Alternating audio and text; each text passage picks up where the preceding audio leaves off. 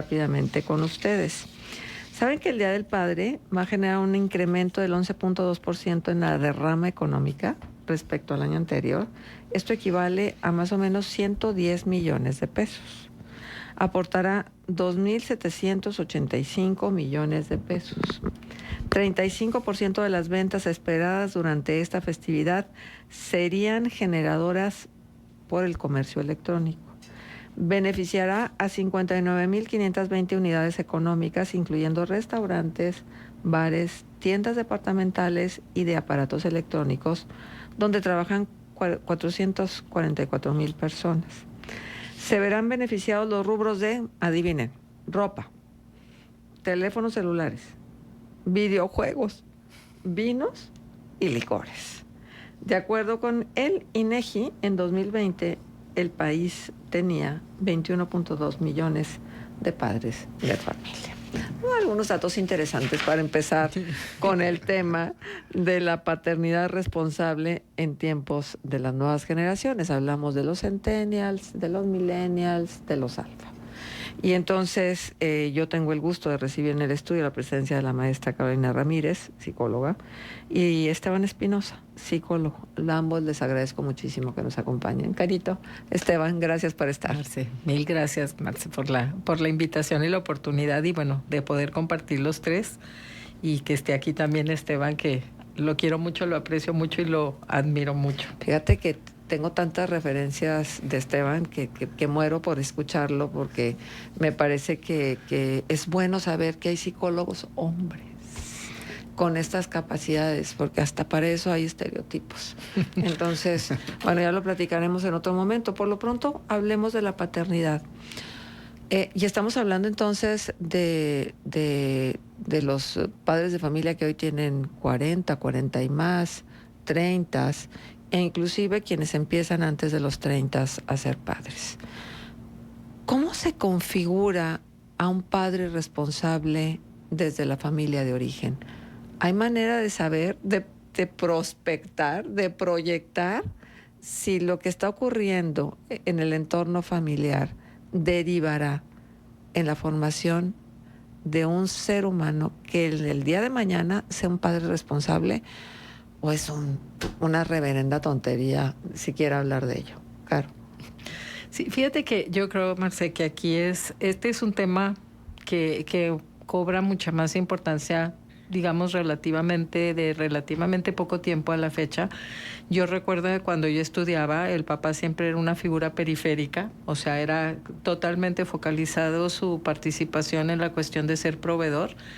Y hablábamos de responsabilidad de un papá porque era el que proveía y el que proporcionaba todo lo que materialmente requería la familia, los hijos, pero no tanto de la participación, ¿sí? O sea, la responsabilidad no era la presencia, la participación, el acompañamiento, que ahora lo consideramos como un elemento súper fundamental. Y en esa línea empieza a pasar más tiempo en la evolución tanto de la sociología, la psicología, y se empieza a ver que la figura paterna es una figura sumamente importante desde el primer momento en el desarrollo de un ser humano. Y empieza a haber más estudios y empiezan a darse cuenta que la figura paterna es tan importante como la de la mamá, pero de manera diferente. Sí, o sea, las mamás, bueno, nuestros hijos crecen adentro de nosotras, el vínculo es diferente porque hay otros elementos que están configurando la relación, porque los traemos pues desde el momento en que se hace la concepción y todo lo que implica que crezca dentro de ti, escucha tu latido del corazón, tu voz de una manera muy particular, todo lo que tiene que ver con come de ti, vive en ti, está contigo. Cuando nace, pues viene esta como impronta con la mamá, ¿no? Pero el papá siempre está ahí y el papá también se ha descubierto ya que los bebés escuchan al papá cuando están afuera y cuando el papá llega y un bebé nace, el bebé es capaz de dirigir su cabecita a ubicar el sonido de la voz, ¿sí? Entonces, y hay videos súper hermosos donde ya cuando la tecnología lo empezó a permitir, donde el papá está acariciando el vientre de la mamá y el bebé se pega a donde está esta contacto. Entonces empezamos a darnos cuenta que el papá desde el primer momento cobra una importancia, pero diferente. Y antes lo hacían aparecer como a los 3 años, y de hecho los papás participaban ya más cuando que ya sepa ir al baño, que ya no tenga problemas para que lo vas a amamantar, pues ya no hay darle de comer, cambiarle el pañal, todo eso era que la mamá venga, ¿no? Está llorando porque la mamá entiende. Y esto empezó a modificarse y empezó a cambiar, y empiezan a surgir también los conceptos relacionados con una forma diferente de ser papás a través de este tan llevado, tan traído, tan controvertido tema de las masculinidades. Sí, cuando empezamos a darnos cuenta que las masculinidades pues es un constructo. Hablar de los hombres, hablar de masculino es algo que está pues establecido por una línea patriarcal, por una institución que dice los hombres son así, las mujeres son así, los papás actúan de esta manera. Y de repente pues empezamos a ver en la realidad que hay cosas diferentes, y esto empieza a generar cambios, controversias, discusiones. En los 90s entra el tema de las famosas nuevas masculinidades, y ahí entra el tema de la paternidad. Entonces también se empieza a cuestionar lo que se hablaba acerca del rol y del comportamiento de los papás, ¿sí? Y decir, pues no nada más es que sea proveedor, se requiere su presencia y su participación de otra manera, como referente, pues como modelo de identificación, como hombre, como papá para los varones, y como este referente que también las mujeres requerimos de que es un hombre, pues a través de mi papá. Y ahí la pregunta a veces es, ¿cuándo aprendemos a ser papás? ¿Cuando somos hijos o cuando ya somos papás? Y una parte es pues cuando somos hijos, porque empiezas a observar cómo se comporta tu papá. Es muy chistoso lo que pasa, porque, y no me digan que no, luego uno dice, es que cuando yo sea mamá, yo no voy a hacer esto y esto y esto y esto. O sea, realmente estás enfocada en lo que no te gusta del maternaje y del paternaje igual. O sea, pero como que es secundario. O sea, sobre todo, digo, para las generaciones que llevamos de salida, la figura del padre no era tan relevante en tanto que proveyera lo que se estaba necesitando. Porque no era participativo, no estaba tan presente. Pero porque el modelo de familia no lo permitía, claro, y el modelo social y cultural no.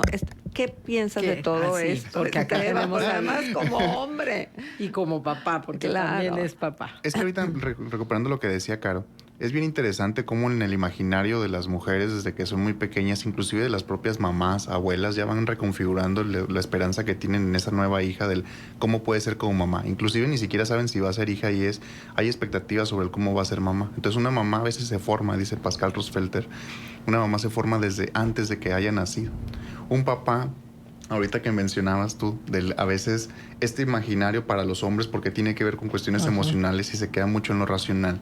Sí, las mamás sienten al bebé, y el papá le cuesta mucho entrar en la dinámica del, yo sé que hay un bebé ahí adentro, pero hay papás que no lo sienten, no lo perciben, no lo tocan, y mamá, aunque lo tiene ahí, pues también hace este ejercicio de hablar y todo esto. Para los papás les cuesta a la mayoría entrar en esta sintonía de ser papá. El papá también se configura desde antes, nada más que para ello tendrías que hacer un proceso de reflexión que a los hombres le cuesta mucho más, nada más se rompe se tendría que romper en lo emocional, y le cuesta muchísimo poder entrar y saber cómo va a ser como papá, hasta que lo tienen en los brazos, se sienten papá la mayoría, y creen que ahí inicia el papel de ser papá, y no es cierto. El papel de ser papá inicia desde inclusive la planeación o no de ser papá, y luego en el embarazo también, porque hay un montón de cosas que hacer en el embarazo, y cuando nace pues todavía las tareas se multiplican más. Pero ahorita que mencionaban con cómo funcionaba antes en las familias y como si el papá no fuera tan necesario en la presencia, pues tan necesario era antes como tan necesario es hoy, y va a ser importante para después, nada más que normalizamos esta clase de relaciones familiares y nos hicimos creer que el papá no era tan importante en la parte emocional porque mamá podría suplir esto. Pero realmente no. Tan es así que muchos de los textos de psicología siempre embadurnaban de toda la responsabilidad de lo que tenía que ver mamá, con muchos inclusive trastornos psicológicos, porque como era la que estaba encargada de la parte emocional, lo que hacían o dejaban de hacer influían más, pues claro. Ajá. Pero, a ver, díganme, ¿sí se puede proyectar en una familia que, por ejemplo, ahora mismo está constituido por papá, mamá, porque hay muchos modelos de familia, ¿no? Tenemos que hacer la aclaración. En una familia de mamá, papá, 2 hijos. Entonces, ellos tendrán los hijos 3, 4, 5 años uno, y el otro un poco más grande, 7, 8. Si tú pudieras tener una cámara vigilando toda la dinámica familiar, ¿tú podrías decir de esta familia van a salir padres o madres responsables? Yo creo que no, porque hay muchos elementos que sí, ahorita podremos decir que la familia, pero es que también el contexto tiene mucha influencia, mucho, y el sistema que está embebida esa persona también. Un hombre es igual. No es lo mismo un papá en el norte de la República que un papá en el centro y sur y en México. Ya olvídate si hablamos de papás en otros países, claro, es completamente cultural, diferente. ¿verdad? Sí. Entonces, ver en una cámara, como menciona, como si fuera un ojo que está revisando, ver, es más, inclusive poder tener un papá que está presente, que un papá que tiene esta parte de apertura emocional, podríamos pensar que ese hijo varón podría tener como una copia de ello. No necesariamente, porque también alrededor tiene amigos, profesores y otros hombres que Caro también mencionaba fuera del aire, que terminan siendo también como figuras sumamente importantes. Porque si mi papá es así, qué padre que tiene esa apertura. Pero si lo veo muy poquito tiempo o sigue siendo de alguna forma, en mi percepción como hijo, ausente, terminas tomando muchas figuras que pueden ser figuras paternas. No es mi papá biológico, pero siguen siendo figuras paternas. Hasta los mismos maestros de la escuela. ¿La paternidad es un acto de fe? Un acto de fe en principio, a diferencia de la mujer, que tú lo cargas, que tú sabes que está ahí, que es tuyo, que te pertenece, ¿sí? y el hombre, pues, confía. Yo creo que yo creo que en muchos sentidos es un acto de fe, sí, pero creo que algo de lo que nos estamos planteando en la actualidad es que no se considere o que no lleguemos a que sea tal cual nada más un acto de fe, sí, que esto es lo que estamos viviendo como transición. Y yo creo que esto es lo que también lleva a muchos de los jóvenes, sí, de los jóvenes varones, a estarse cuestionando mucho la decisión consciente de ser papás. Y que vemos que hay mucha reflexión de todo lo que implica económicamente, emocionalmente, físicamente, y que entonces a veces le piensan, ¿sí? Porque algo que ahorita nos cuestionamos mucho es por qué todo el mundo quiere tener perrijos o perrigatos y tienen mucho temor de tener, pues, hijos humanos, ¿no? O sea, esta parte, ¿por qué? Porque hay más conciencia, pero yo sí creo que tiene mucho que ver con esta reflexión de tener otros referentes y generar nuevos referentes, porque este es el momento de transición. Por eso hay tanta confusión. Bueno, vamos a hacer una pausa comercial y vamos a regresar. Hoy hablamos de paternidad responsable en tiempos de las nuevas generaciones.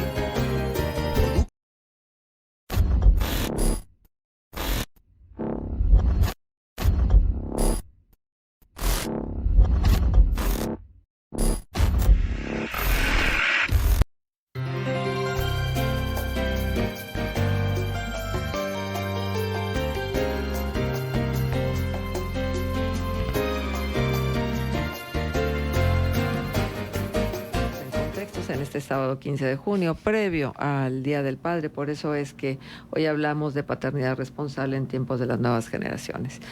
Bueno, y entonces lo último que platicamos es esta cuestión de que si realmente la paternidad es un acto de fe. Digo, en el estricto sentido de la palabra, sí, pero pues también la mujer pone toda su fe en que va a ser capaz de hacer las cosas adecuadamente, ¿no? Y que va a poder sacar adelante la empresa que se llama Hijos y Familia. Pero sí lo considero muy difícil. Pero a ver, Esteban, ¿cuáles son los retos del día de hoy? Con niños digitales de nacimiento, ¿sí? Con niños con poca tolerancia a la frustración, según algunos diagnósticos que por ahí he leído de cómo está conformado el comportamiento de los chicos hoy en día, con muchas necesidades materiales, con un montón de necesidades materiales creadas que ya trae cada quien, padre y madre, desde sus casas y que provee a su familia.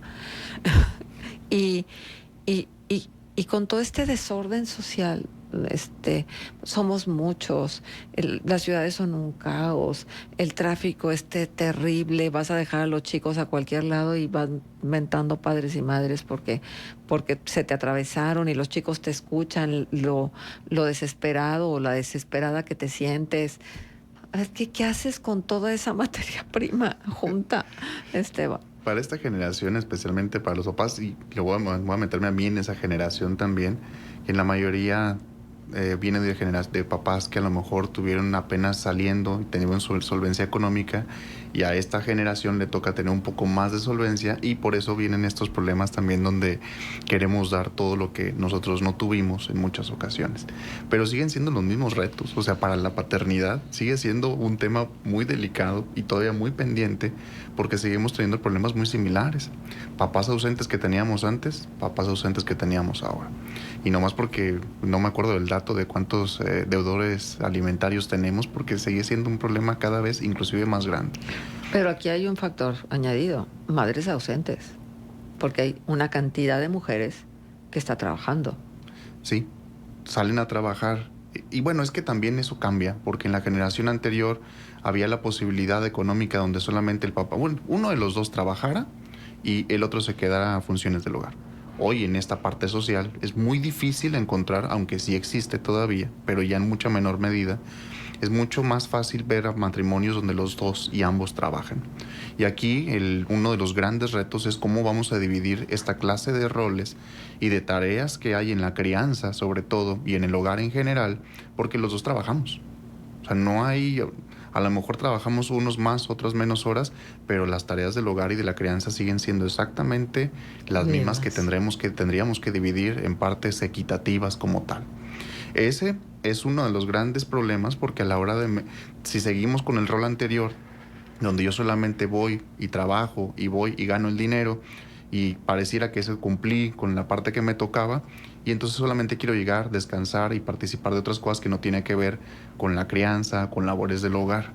Aún el hombre que lo llega a hacer en esta participación, que sí es, y qué padre, tendríamos que quitar la palabra de aplaudir, porque es algo que tendríamos que hacer por default. O sea, gracias por hacerlo, pero eso lo hacemos hombres y mujeres, mucho más las mujeres de hace un montonal de años, y no se aplaudió en ningún momento, y en este instante no, pues solamente hay que cumplir con las cosas que nos tocan para poder tener una familia estable, tener una paternidad mucho más responsable. Reitero, para mí la paternidad no solamente es ir, trabajar, ganar dinero, regresar a casa, preguntar a mi hijo cómo te fue en la escuela, cómo le fue a mi hija, te divertiste, y ahí termina. O sea, no, hay que meterse también a la comida, a bañar, a limpiar, y un montón. Una vez en una clase llenamos todo un pintarrón de labores del hogar y nos faltaron todavía acciones por enumerar. Eran muchísimas, y el ejercicio era que tú enumeraras qué cosas, para los que teníamos pareja o vivíamos con pareja, qué cosas hacías en el hogar que te tocaban a ti. Claro que los hombres enumerábamos muchas menos que las mujeres que estaban en casa ya participando como mamás, muchas más ellas, muchas más. Otra vez, no es el número, tiene que ver sí con acuerdos, tiene que ver con contextos de cada quien, cada familia, cada pareja es diferente. O sea, no se trata de que tengamos las cosas exactamente en igualdad, porque a lo mejor alguien trabaja 9, 10 horas y la otra persona trabaja 4 o 5 horas y le da oportunidad de cumplir con otras funciones. Pero el problema es que no nos sentamos a hablar de esto. No nos sentamos a repartir y decir, mira, nuestra gama de actividades es esta. ¿Qué te puedes quedar tú? ¿Qué me puedo quedar yo? Y que nos convenga para seguir creciendo. Ujú. Claro, por supuesto. Pero el reto es entonces que se hable de cómo se quiere vivir la responsabilidad desde la paternidad y la maternidad. O sea, el reto es que se tenga un proyecto de pareja, pero también un proyecto como padres, para que se pueda ejercer con responsabilidad esa paternidad y esa maternidad. Caro. Yo creo que sí, o sea, por eso yo hacía el comentario de que ahorita estamos cuestionando los referentes que tenemos tanto para la vida de pareja como para la vida de maternidad y paternidad y todo lo que implica la crianza, todo lo que tiene que ver con esto que se le llama la economía del cuidado, que es la crianza y el trabajo doméstico, que durante siglos y siglos se le asignó a la mujer esta labor y al hombre la parte de ser proveedor. Y esto se está cuestionando, pero estamos construyendo los nuevos referentes. Esta parte que ahorita menciona Esteban, de tenemos que empezar a ver qué es lo que realmente se puede hacer, cómo lo podemos hacer, qué es lo que queremos. Como ahorita que tú mencionabas, como cuando somos niños, niñas, niñes, decimos, yo nunca voy a hacer lo que hizo mi mamá, o yo no quiero hacer lo que mi papá, o yo no quiero hacer, o no quiero tener una pareja porque no, eso no me agradaba, ¿sí? Pero finalmente es lo que aprendimos, ¿sí? Y entonces es por eso que lo repetimos. Y a veces te cachas haciendo y diciendo cosas que dices, ay, me chocaba que me lo dijera mi papá o mi mamá, y tómala, ahí estoy, ¿no? Lo estoy diciendo, ¿por qué? Pues porque es lo que tenemos ahí. Y ahí es donde entra el concepto de la deconstrucción, que a mí me encanta una forma en que alguien lo explicó, porque lo entendí perfecto, que decía, deconstruir significa que es como que tú vas a desbaratar un reloj para saber cómo estuvo hecho, pero no tienes el manual para volverlo a hacer. Entonces tienes que buscar otras maneras. Entonces, cuando deconstruimos el concepto de paternidad, es, a ver, ¿cómo es que llegamos a esto? Ok, desbarátalo, desarticúlalo. Muy bien, ahora, ¿cómo lo vamos a armar? Igual, ya no. Entonces tenemos que empezar a generar estos acuerdos, estas reflexiones, estos cambios, o sea, porque hay veces que uno dice, no, sí es cierto, pues mi mamá tenía razón en cómo me decía las cosas, ahora lo entiendo, la típica de, me vas a entender cuando seas madre, ¿no? Y luego hay veces que dices, sí, sí entiendo, pero tampoco me siguen gustando esas formas. Y yo creo que es igual en relación a la paternidad, porque tiene que ver con un cambio también en la conceptualización de las identidades masculinas. ¿Sí? Sí, pero déjenme preguntarles ahora algo. Digo, estamos deconstruyéndonos también como sociedad. Así ¿sí? es. Y estamos cuestionando toda nuestra escala axiológica y estamos viviendo un momento de decisión, un momento de cambio. ¿Qué sucede con los padres de familia que ahora, a diferencia de antes, y estoy hablando de los varones, de pronto llega un hijo y le dice la preferencia sexual por la que ha optado? Y entonces el padre no sabe qué hacer con eso. Y de repente llega una hija y le dice que se siente taza y que se identifica como taza, ¿no? O sea, porque son casos reales, no estoy inventando nada, ¿no? ¿Qué haces con eso? Es que se vuelve difícil cuando no conoces sobre el tema. Mientras más tú te vas empapando en el cómo funciona la diversidad, las identidades y toda la gama de más cosas que hay en perspectiva de género, el tema se vuelve un poco más llevadero y sencillo, o por lo menos sabes desde dónde actuar. Cuando no tienes esta información, porque la mayoría no la tenemos, que yo la he adquirido con el paso y el paso y el paso de estudiar y estudiar y vivirlo también, y aún así se me vuelve complicado algunos temas.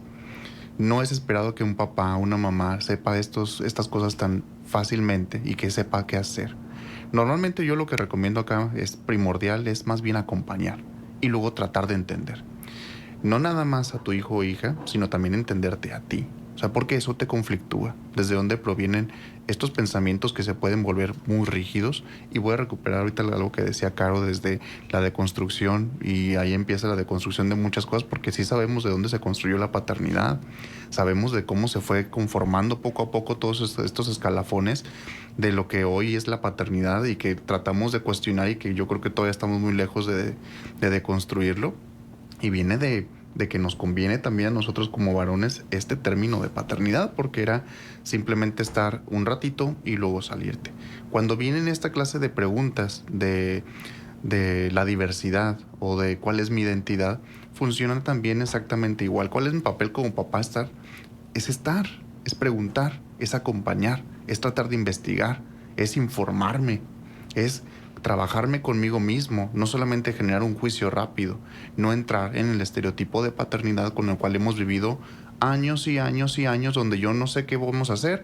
Tu mujer es tu culpa, o a alguien le voy a echar la culpa a alguien más, porque normalmente yo no sé tomar la responsabilidad en lo que corresponde a crianza, y a ver cómo le haces tú. Entonces, esta pregunta se tiene que responder desde cada familia, desde cada contexto, porque cada uno es diferente. Claro, por supuesto. Ahora, tú dime, Caro, ¿cuál es el reto de ser buen padre en función de las elecciones que están haciendo hoy los chavos? Me platicaba alguien que su hijo terminó su formación universitaria, después estudió un diplomado y una maestría, y que entonces le decía a la mamá, bueno, ¿y qué sigue en tu vida? Porque no había compromiso con una chica, no había absolutamente nada. Y entonces le dijo, vivir, mamá, vivir. Entonces, ¿qué haces con eso? Fíjate que yo creo que ahí es donde entra que durante muchísimos años se fue conformando un estilo de vida, lo que debe de ser dentro de como un cuadrito. Y aquí era de verdad era nacer, crecer, reproducirse y morirse, ¿no? Y entonces... El ciclo de la vida, así te lo enseñaban. Claro, pero entonces viene el cuestionamiento, por eso es lo que digo, que cuando desarticulamos y deconstruimos todo esto, yo siempre le digo a todo el mundo, le digo, pregúntate quién dijo que esa era la mejor forma de vivir y que esa era la forma correcta de vivir. Porque nos damos cuenta que ya mucha gente no quiere hacer lo que a lo mejor en generaciones como la nuestra, Marcé, nos dijeron que tenía que ser, y empezamos a toparnos con gente joven, con muchachitos, muchachitas que ya no quieren lo mismo, ya el valor de la carrera universitaria cambió, la cuestión relacionada con la forma de trabajar, es que tienes que tener para comprar esto y esto y esto, empieza a cuestionarse y decir, pues no, yo no, ¿por qué me tengo que pasar la vida matándome por eso si yo prefiero otra cosa? Entonces viene una gran confusión, y entonces pensamos que es el apocalipsis, ¿verdad? Que ya es algo así terrible. Pues no, es que se están planteando otras formas de vivir y hacer las cosas. Y esta idea, sí, de que para una mujer quedarse sola y sin hijos y sin pareja era terrorífico, ha cambiado radicalmente. Hay gente... O sea, yo sí me acuerdo incluso algún comentario estudiando la maestría de una persona que nos decía, más vale mal acompañados que solos, ¿sí? O sea, ya ves que siempre era, no, más vale sola que mal acompañada. Y nos decían, no, más vale mal acompañada que solos, porque la soledad es terrible. Y yo lo cuestionaba y todo el mundo decíamos, ¿cómo por qué va a ser terrible? Porque el hecho cuando de que es no una tengas... elección, no. Claro, exacto, puede ser muy doloroso cuando... Exacto, pero es cuando si tú decides, tú eliges esto y asumes las consecuencias, y a lo mejor lo decides ahorita, pero las cosas pueden cambiar más adelante y tú decidir otra cosa, ¿no? Uh-huh. Esto se ha cuestionado, y esto tiene que ver con que también la vida de pareja, ¿sí? Y todo lo que implica la vida de pareja, pues ha cambiado esa perspectiva. Bueno, ¿sí? Déjenme hacer pausa comercial para regresar, porque tengo acá más participación del auditorio. Contextos.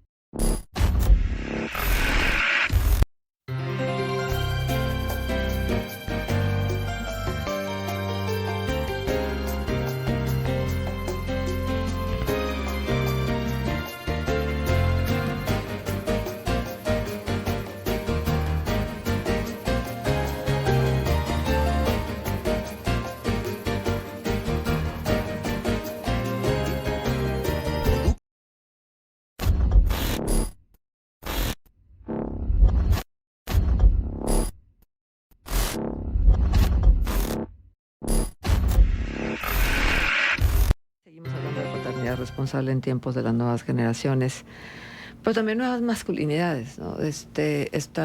Estas situaciones que se vienen presentando y que son tan comunes que ustedes, nuestros invitados, vean en sus ámbitos de competencia profesional. Está con nosotros Esteban Espinosa, psicólogo, y Carolina Ramírez, psicóloga. Tener uno, tener dos, no tener hijos, se está convirtiendo hoy en un tema de pareja. Pero además tema que tienen que dejar muy asentado antes de establecer el compromiso para que después no se convierta en una situación de discusión y de separación. Entonces, yo recuerdo hace muchos años que me tocó estar en un seminario de terapia de pareja que hablaban del contrato de las relaciones. Y ¿a ustedes les parece que las relaciones tienen que apegarse a esos contratos en función del ejercicio de la paternidad? Y que la persona tiene que hacer como una definición de qué quiere y qué no quiere ser como padre o como madre. Y entonces cotejarla con su pareja para ver si están de acuerdo. Digo, dadas las situaciones que estamos viviendo, ¿no? Bueno, yo creo es que, híjole, hablar de contratos es bien complejo porque, para empezar, cada contrato matrimonial es diferente. Y hablar de un contrato per se es una serie de puntos que se establecen en la relación, pero hoy trata de cambiarse como la modalidad para que entiendas, porque los contratos son fijos. No, pero son renovables. Es un contrato a un año, no es un contrato para toda la vida. Exacto, es que eso es lo que falta por entender. Porque ahorita podemos empezar, y yo creo que sí es importante que suceda cuando platicamos sobre tener o no hijos en nuestro proyecto de pareja. Porque a lo mejor yo no quiero, tú sí quieres, y entonces eso va a provocar que tal vez nuestra vida no conlleve a estar juntos. Pero a lo mejor empezamos diciendo los dos que no. ¿Y qué pasa si en medio deciden que sí? Entonces, ese contrato es lo que hay que entender, como bien menciona. Su contrato es a un año. Es como renovar votos casi. Es irlo cotejando mes a mes, año a año, cada determinado tiempo, porque es imposible creer que una persona se mantenga siempre firme en lo que está pensando cuando todo está cambiando, incluyendo a la misma persona. Entonces, desde ahí, creo que más entender la flexibilidad que debe tener una relación de pareja, incluyendo la parte individual, para ir entendiendo que a lo mejor si en medio yo sí quiero tener hijos, pero tú sigues en la misma intencionalidad de no querer tener hijos, tendremos que tener una conversación muy importante para ver en qué concluye. A ver si eso todavía nos alcanza para mantenernos en este camino juntos, o tal vez no, porque mi pretensión es otra, porque mi proyecto quisiera hacerlo desde otro lugar. Entonces hay que ser honestos y hay que ser responsables y no quedarnos con un contrato, porque es que antes los contratos matrimoniales se veían como es que esto dijiste. Pues sí, hace 5 años, hace 6 años, eso ya caducó. Cuando tenía 20, ahora tengo 30. ¿Sí? Y hay un cambio radical en la evolución también del ser humano, ¿no? De como individuo o individuo. Sí. Oye, bueno, está bien. Ahora, ¿el significado de la paternidad ha sido el mismo a lo largo de la historia? ¿O ha cambiado? Yo creo que ha cambiado. Sí, porque el origen, o sea, si nosotros de dónde viene, pues el pater family, en donde la cabeza de la familia pues era el hombre, sí, y era el que decidía, era la parte que de hecho durante muchísimo tiempo, tanto socialmente como religiosamente, como psicológicamente, pues era la cabeza, era la parte pensante, era la parte racional, como muy concentrado en los conceptos que se tenía acerca de ser hombre y los conceptos de masculinidad. Esto empieza a cambiar, se empieza a cuestionar, se empieza a modificar, y hay o sea, la construcción de todo esto se hace en colectivo, pero los cambios empiezan a verse en lo individual. Y cuando estos cambios empiezan a darse mucho, tenemos que volver a hacer construcciones en colectivo para que podamos hacer esas modificaciones a través de lo social, ¿sí? Entonces, ¿qué había? Yo me acuerdo que por ahí hay algún texto que a mí me impactaba mucho que decía, el hombre es la cabeza y la mujer es el cuello que sostiene a la cabeza. ¿Sí? Y la mujer, sí, y era, o sea, decía, por eso es como en la iglesia, ¿sí? Que la iglesia sostenía toda la parte pues de la creencia religiosa, y por eso es que pues la mujer era como la iglesia, ¿no? Que sostiene todo y es la que actúa todo, pero la que promueve todo entonces estaba en otro, pues en la parte más arriba. Pero termina provocando muchos actos de responsabilidades extremadamente grandes. Claro, y de desigualdades desigualdades y de inequidades, porque entonces es la mujer, lo que ahorita comentaba también Esteban, ¿no? O sea, los hombres no nos vamos a involucrar en toda esa parte afectiva o en toda esa parte del cuidado, de atender, de acompañar, de seguir, porque eso le toca a la mujer. Sí, a mí solamente me toca esta otra parte. Entonces, esto está siendo cuestionado. Por tanto, la paternidad está siendo cuestionada. Y no se trata, o sea, con el concepto de las nuevas masculinidades, que es un concepto que ya muchos de los grupos de trabajo de hombres lo rebotan totalmente, dicen que esto fue otro mito y otra ficción, pensar en las nuevas masculinidades, porque es como esto. No No lo quitan, porque es como saber qué pasó, pero decir, no hay nuevas masculinidades, porque es como pensar que hay cosas muy novedosas y muy maravillosas. No lo son, porque en ese sentido, bueno, tiene que ver con el manejo de cómo se manejan las cuestiones de poder. Entonces, de lo que se trata es de que haya una modificación en esta visión del pater familia, ¿sí? O sea, la familia no necesariamente va a estar dirigida y controlada por la figura del papá. Entonces ahí viene un cambio, y bueno, esto ahorita decía Esteban y dice, pues sí, perdemos muchas cosas, o sea, no nos conviene, pero también es que logras y que sí te conviene y que sí cosas van a cambiar y van a suceder si los hombres dejan esa posición superior en el poder de yo dirijo, yo doy la autorización de todo, que aún con todos los cambios que tenemos en los roles de hombres y mujeres, todavía hay muchos contextos familiares en que pregúntale a tu papá. ¿Sí? Yo tengo un ejemplo que me pasó a mí hace poquito y creo que puede ejemplificar un poquito lo que está mencionando Caro. Yo tengo una hija muy pequeña de 3 años, preciosa. Saludos a Milea. Le llamé la atención por algo. Y lloró y me decía, no, papá, está bien, ya. Era levantar los juguetes. Llora y mi esposa la toma y le dice, ¿me cargas como bebé para que me duerma? Y la empieza a cargar. Y yo veo esa escena y ¿y yo por qué tengo que ser el que llama la atención? ¿Y porque yo no puedo ser el que carga a mi hija y la sostiene? O sea, claro que puedo. Pero en ese instante que yo estoy teniendo esta fotografía yo no estoy siendo ese. Y me encantaría ser ese que está allá. Pero yo me cuestiono. Yo soy el que se está cuestionando ahí. ¿Por qué yo no estoy ahí? ¿Por qué yo no soy el que nada más tomo a su hija y la sostengo y le explico? Esa parte de cuestionar, que es lo que mencionamos con las masculinidades, no llega a ese fondo. Nada más hace la acción.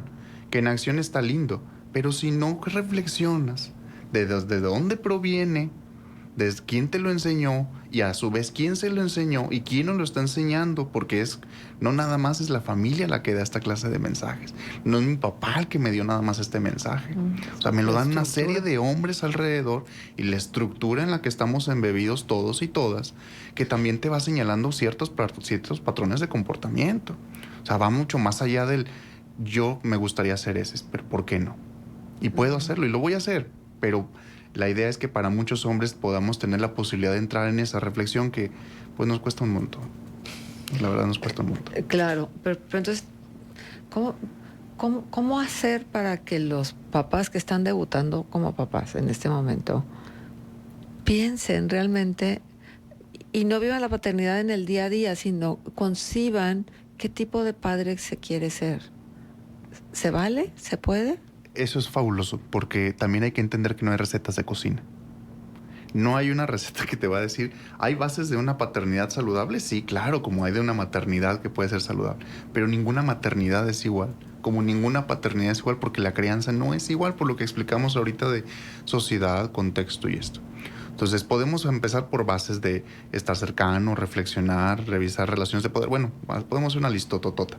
Al final, tu forma de ser papá es única y exclusivamente tuya, con tus formas, con tu voz, con tu forma de actuar. Entonces no hay una paternidad igual tampoco. Porque luego si no nos quedamos con esto que mencionabas, nos comparamos porque los hombres además es uno de los mandatos importantísimos que tenemos siempre estamos compitiendo. Entonces, es que él es mejor papá que yo, o es que a mí me gustaría ser papá como él. Bueno, pero porque tú crees que no eres un papá suficiente. Empiézalo desde ahí, no desde la paternidad del otro, que el otro funciona a lo mejor como un referente, pero no como un comparativo, sino más bien el me gustaría llevarme estas cosas y poderlas replicar con mi forma, con mi creencia, desde esto que yo creo que le puede ayudar a mi familia, a mi hija, a mi hijo, porque además la creencia es tan diferente porque todos los que están inmersos en la creencia somos diferentes. Entonces, desde ahí es construir tu propia identidad como papá, y pues yo ahorita porque hablamos de papá, pero tendría que ser desde el como individuo. Claro, como individuo. Agadi, ¿y por qué nunca hablan de los papás que violan, de los papás que maltratan, de los papás que hacen de la vida de los hijos un verdadero infierno? De esos son de los que tendrían que hablar. Bueno, el tema ahorita era hablar de la paternidad en general, pero eso ya tendría que ver con todas las conductas de violencia que también van a veces muy de la mano con los conceptos de masculinidad. Y sí tiene toda la razón. O sea, la persona que está preguntando, bueno, este es un tema, ¿por qué no lo hablamos ahorita? Pues porque el tema era otro. Uh-huh. Sí, pero es un tema que, pues bueno, claro que se tendría que hablar, y en otros contextos, por supuesto, se habla, uh-huh, porque tiene que ver con el ejercicio de violencia y muchos elementos relacionados, pues, con la estructura social, con la estructura individual. Uh-huh. Y sí es un tema, pues es un tema muy fuerte, muy importante, que creo que ahorita no era el contexto. Claro. ¿Qué pasa con los papás que son unos dentro de la casa y otros fuera de la casa? Fuera de la casa son muy lindos, muy buenos, y adentro de la casa son unos ogros. Es que es lo que decía Caro con las masculinidades. O sea, nos tragamos este discurso, no lo aprendemos porque somos muy buenos y hábiles para esto. Nos aprendemos el discurso feminista de lo que pretenden o que se quiere que los hombres podamos hacer, y muchos hombres lo replican, sí, afuera. Porque afuera entonces te aplauden, afuera te reconocen, afuera te dicen, pero sigue sin funcionar, porque al final sigue sin haber esa introyección, sigue sin haber ese cuestionamiento y ese cambio de fondo completamente, que al final tal vez ni siquiera esta generación vaya a llegar, porque yo puedo intentar cambiar, pero sigo otra vez metido en un sistema que me va a seguir empujando y aplaudiendo, y que cuando yo vaya en contra de estos patrones, también claro que se me van a venir encima.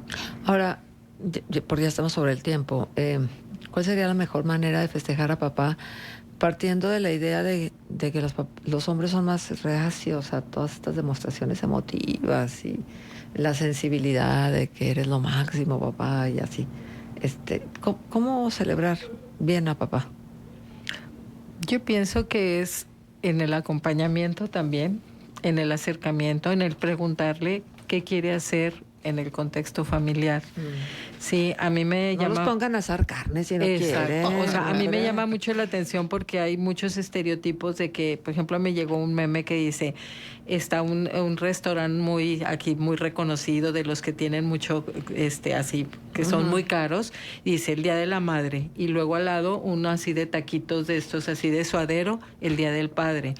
Y cómo se hace esta transmisión de que para el papá, ahorita lo que tú leías que es muy importante, el alcohol, o sea, cosas que están generadas desde un estereotipo, de la construcción de un estereotipo. Y no necesariamente, yo al menos yo siempre le preguntaba a mi papá el qué quería hacer, y era qué quieres hacer y te vamos a acompañar, y a dónde quieres ir, y que, pues igual que como lo hacíamos con mi mamá, nunca era así de que vas a regalarle lo que se supone que le tienes que regalar, porque a lo mejor ni es lo que le gusta, ¿sí? O sea, de que lo típico, ¿no? Pues que regálale alcohol, regálale la cerveza, la carne asada, y no necesariamente. Exacto. Yo pienso que es considerar... Yo a veces pienso que a veces hay que trascender el género y decir, este ser humano que tengo aquí enfrente de mí, ¿cómo quiere ser querido y cómo quiere ser apapachado este día? Tenemos 30 segundos. Pregúntenle a su papá. Ya. Pregúntenle, tan sencillo como eso. ¿Sí? Y nada más consideren que tal vez la respuesta pueda ser algo que quiera hacer él solo. Y eso también a veces nos cuesta. Como mamá también a veces se vale decir, sí, sola. Estoy de acuerdo con lo que decía la señora, que hablen de los malos padres, porque mi papá tiene varias casas aparte de la de nosotros. Es un tema. es un tema a considerar y muy importante. Muy bien. Pues muchísimas gracias, Esteban. Gracias, Gracias, Carito. gracias por la Un invitación. gusto haberlos Gracias tenido aquí con por nosotros. estar aquí. Gracias, feliz Día del Padre. Gracias. Que lo disfrutes mucho. Felicidades a todos. Y feliz Día del Padre a todos los que nos están escuchando. Muchísimas gracias, que sigan pasando un lindo sábado y si lo deciden, mañana, no es cierto, mañana domingo es Día del Padre. No, pero además no es domingo, independientemente de todo. El lunes nos volvemos a encontrar. Q 91.1 FM.